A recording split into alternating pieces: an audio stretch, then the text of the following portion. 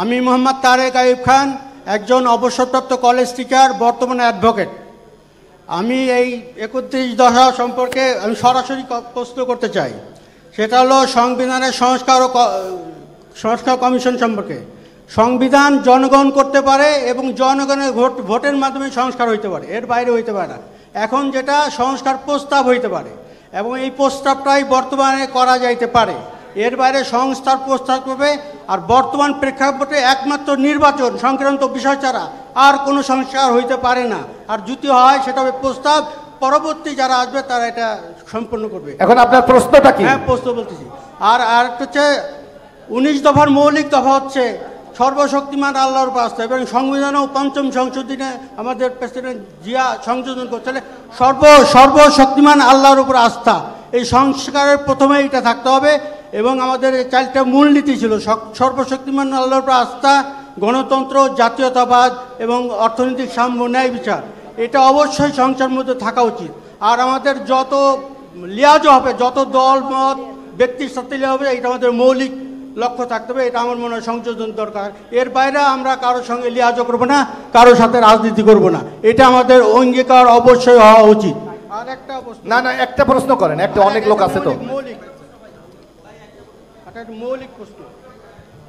আর একটা তো শহীদ মুক্তিযোদ্ধাদের রাষ্ট্রীয় মর্যাদা স্বীকৃতি, এটাকে আমি স্বাগত জানাই। এর সঙ্গে আরেকটা সংযোজন করতে চাই, 24 জুলাই আগস্টের শহীদ যারা, তাদেরকেও এই মর্যাদা স্বীকৃতি এবং সম্ভাবনা দেওয়ার প্রস্তাব করছি। সবাইকে ধন্যবাদ। আল্লাহ হাফেজ। মাননীয় চেয়ারম্যান।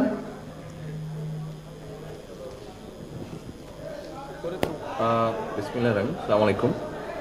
ওনার তারেক সাহেবের বিষয়গুলো আমার কাছে প্রস্তাবনা মনে হয়েছে, প্রশ্ন মনে হয়নি। তো উনি কতগুলো প্রস্তাবনা দিয়েছেন এবং আমরা বরাবরই যেটা বলেছি যে এই 31 দফার বাইরে কেউ যদি কিছু মনে করেন যে কোনো কিছু অ্যাড করা উচিত, আমরা অবশ্যই সেটি বিবেচনা করব। উনি তারেক আইয়ুব সাহেব যেটা বলেছেন যে এই প্রস্তাবগুলো স্বাভাবিক, সেগুলো আমরা অবশ্যই বিবেচনা করব। তবে সংবিধানে যে বিষয়গুলো উনি বলেছেন,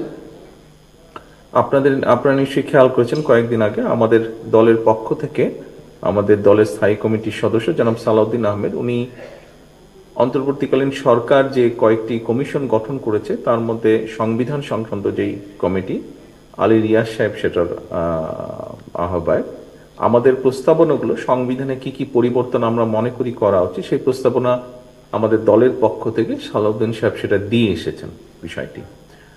কাজে আমাদের সেই প্রস্তাবনাগুলো, এবং আমার যতটুকু মনে আছে এই মুহূর্তে, আইয়ুব সাহেব যেই প্রস্তাবনাগুলো বলেছেন ওই বিষয়গুলো তার মধ্যে আছে, সেই বিষয়গুলো উল্লেখ করা আছে। এটা 31 দফার বিষয় না যেগুলো তারেক আইয়ুব সাহেব বলেছেন। কিছু বিষয় আছে সংবিধানের বিষয়, সংবিধানের সংশোধনের বিষয়, প্রস্তাবনা, সেগুলো অলরেডি আমরা দিয়েছি সংস্কার কমিশন যেটা গঠন করেছে তত্ত্বাবধায়ক সরকার। ধন্যবাদ।